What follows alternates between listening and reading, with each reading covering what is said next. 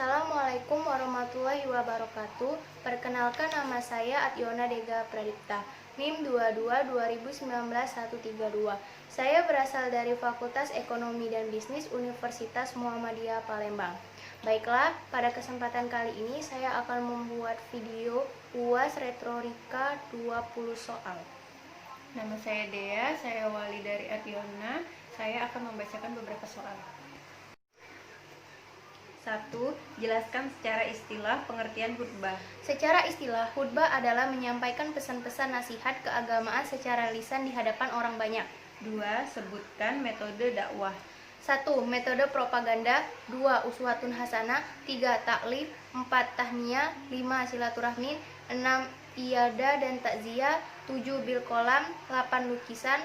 9. Cerita. 10. Pendidikan. 11. Bilamal. 3. Apa tujuan dari dakwah?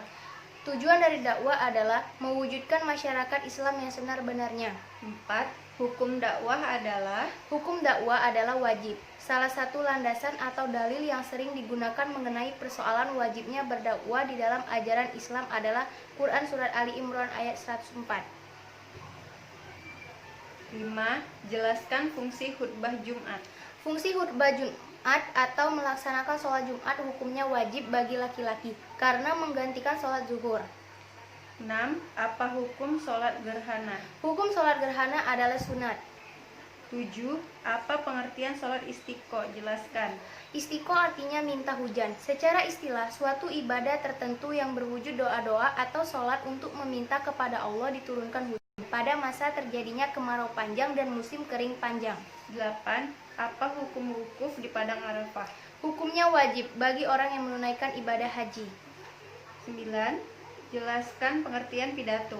Pidato dalam bahasa Latin dapat disebut retorika atau public speaking, yaitu menyampaikan ide atau pesan secara lisan kepada halayak banyak atau di dalam forum. 10. Sebutkan fungsi pidato.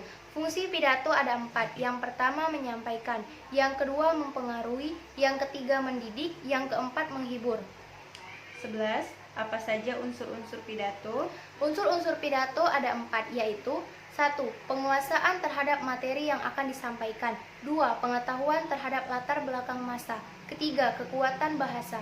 Keempat, pengetahuan terhadap psikologi massa.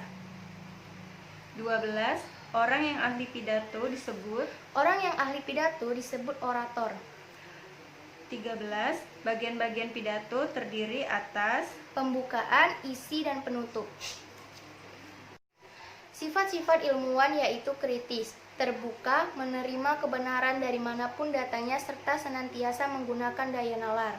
18. Berdasarkan Munas Tarjih ke-22 tahun, ditetapkan bahwa karya seni hukumnya adalah mubah atau boleh selama tidak mengarah atau mengakibatkan fasad atau kerusakan, bahaya, kedurhakaan, dan terjauhkan diri dari Allah. 19. Apakah ada batasan dalam menuntut ilmu? Imam Al-Hasan menegaskan tak ada batasan usia untuk menuntut ilmu. 20. Pedoman hidup Islami warga Muhammadiyah mengikat siapa saja? Sebutkan.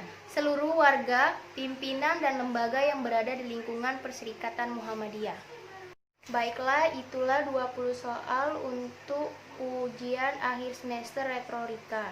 Saya akhiri, wassalamualaikum warahmatullahi wabarakatuh.